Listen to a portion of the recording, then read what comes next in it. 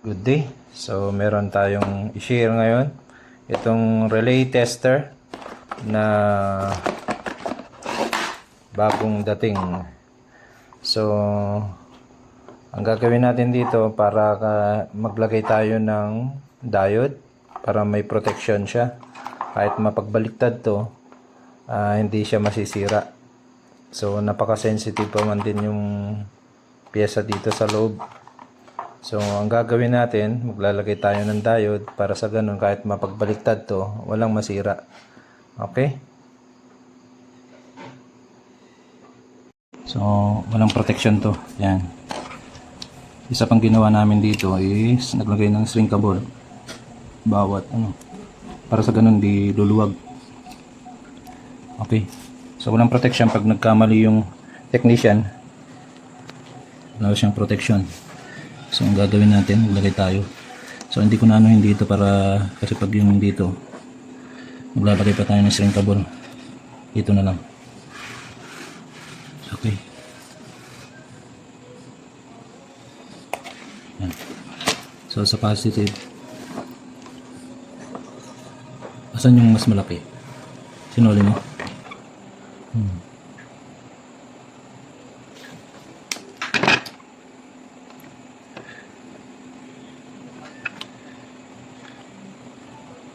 Yan, ganyan lang.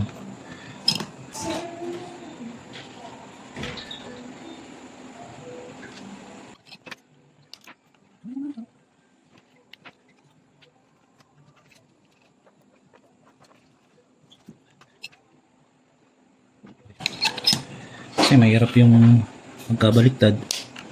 Sayang.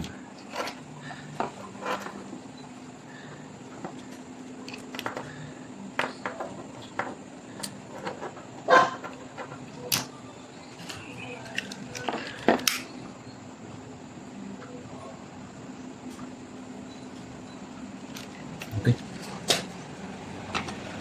So sa susunod, may gagawin pa kami dito para pwede sa lahat ng relay talaga.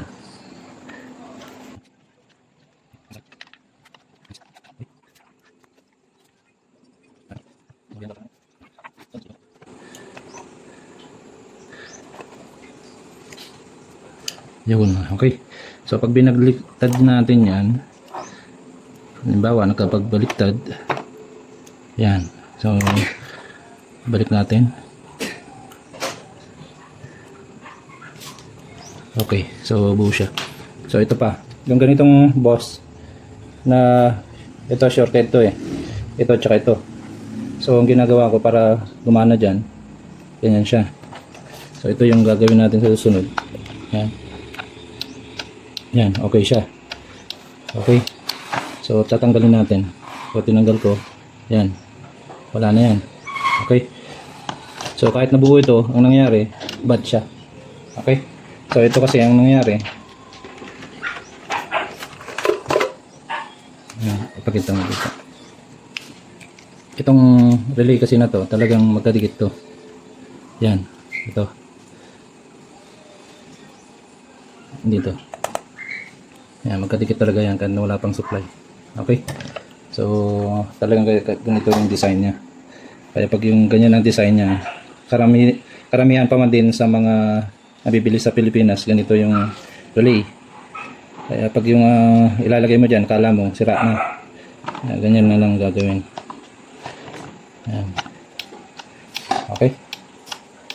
So buo yan. Okay.